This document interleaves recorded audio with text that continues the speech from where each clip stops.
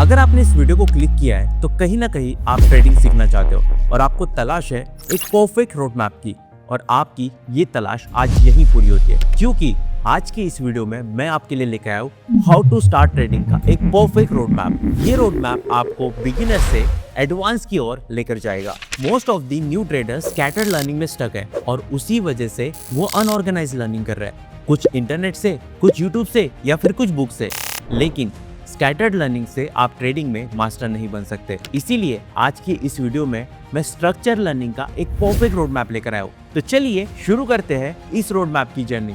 मैं हूं Paresh Singh and welcome back our YouTube channel.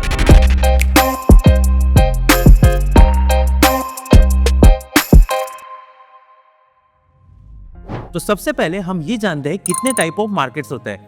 Indian market होता है, कमोडिटी मार्केट होता है, क्रिप्टो मार्केट होता है, फॉरेक्स मार्केट होता है। ये 4 जगह हैं जहां हम ट्रेड करते हैं। अब आप ऐसे मत देखिए ट्रेडिंग को कि क्रिप्टो मार्केट के अलग, इंडियन मार्केट के लिए अलग, कमोडिटी मार्केट के लिए अलग। हर जगह सेम ट्रेडिंग होता है, वो है बाय एंड सेल। और हर जगह एक ही टूल यूज होता है जिससे हम मार्केट को एनालाइज करते हैं और ट्रेड करते हैं, वो है टेक्निकल एनालिसिस। अब आप ये सोच रहे होंगे कि टेक्निकल एनालिसिस में बहुत सारी चीजें होती है, EMA होते हैं, चार्ट पैटर्न होते हैं, कैंडलस्टिक पैटर्न होते हैं, इंडिकेटर्स होते हैं और भी बहुत सारे।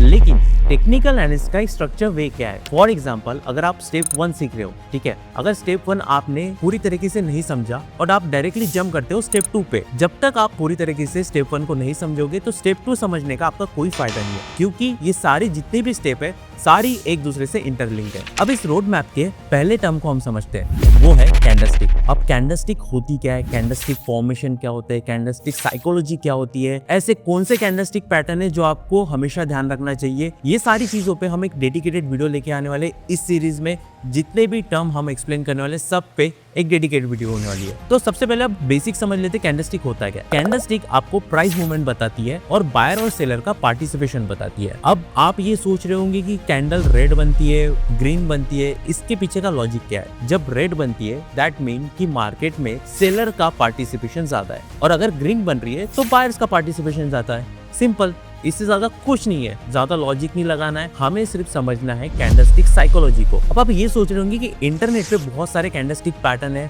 बहुत सारे चैट पैटर्न है, इसे याद करके या फिर अपने वॉल पे चिपका के आप कितनी ही प्रैक्टिस कर लोगे। दोस्तों, हमें सिर्फ भागना है साइकोलॉजी के पीछे कि अगर कोई कैंडलस्टिक फॉर्म हो रही है तो क्यों फॉर्म हो रही है। आप जब साइकोलॉजी सीख जाओगे ना, आपकी ट्रेडिंग की जर्नी 80% वैसे ही सॉल्व हो जाएगी, क्योंकि psychology is the key to success in trading. Candlestick हमें क्या बताती है? कैंडलस्टिक हमें बताती है कि मार्केट में कोई चीज का भाव क्या चल रहा है, क्योंकि भाव ही भगवान है, ये आपने कहीं ना कहीं सुना ही होगा। अब हम समझेंगे इस जर्नी के सेकंड टर्म को, वो है सपोर्ट एंड रेजिस्टेंस। अब सपोर्ट एंड रेजिस्टेंस आपने सुना ही होगा।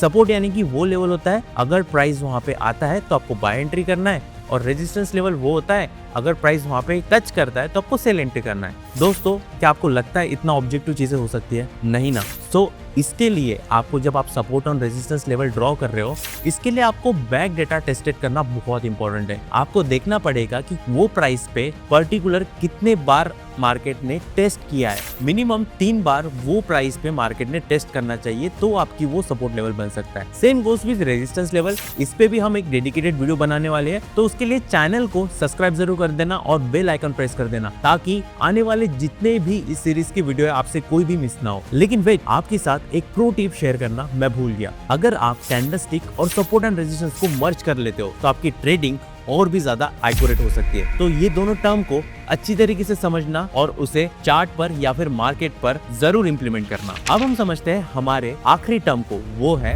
Volume and supportive indicators. Volume भी एक तरीके से इंडिकेटर है, इसीलिए हमने ये 2 टॉपिक को मर्ज कर दिया है। अब वॉल्यूम का काम क्या है? वॉल्यूम आपको बताता है कि मार्केट में कितने ट्रांजैक्शन हो रहे हैं, कितने बायर्स एक्टिवेट है, कितने सेलर्स एक्टिवेट है, और उन दोनों का पार्टिसिपेशन क्या चल रहा है। ये सारी चीजें आपको वॉल्यूम के थ्रू पता चलती है। अब आपके माइंड में एक क्वेश्चन जरूर आ रहा होगा कि इंडिकेटर तो बहुत सारे हैं और उसे हमें यूज कैसे करना चाहिए। जब आप टेक्निकल एनालिसिस सीख जाते हो और इंडिकेटर को उसके साथ मर्ज कर देते हो, तब आपकी बनती है एक बेस्ट स्ट्रैटेजी। लेकिन इसी के लिए आपको मार्केट को बार बार एनालिसिस करना होता है, मार्केट की साइकोलॉजी को समझना पड़ता है, और आपको इंडिकेटर कैसे आपके स्ट्रैटेजी में हेल्प कर रहे हैं ये भी आपको टेस्ट करना होता है। जब आप ये सारी चीजें सीख जाते हो, तब आपकी बनती है एक बेस्ट स्ट्रैटेजी, जिसे हम विनिंग स्ट्रैटेजी बोलते हैं। अब मेरी भी बहुत सारी विनिंग स्ट्रैटेजी जो आने वाले सीरीज में मैं आपके साथ शेयर करने वाला हूँ। तो दोस्तों, इस रोड मैप के सीरीज में जितने भी टर्म्स है, वो टर्म्स पे हम आपके लिए एक डेडिकेटेड वीडियो लेकर आएंगे और वो वीडियो में हम उस टर्म के बारे में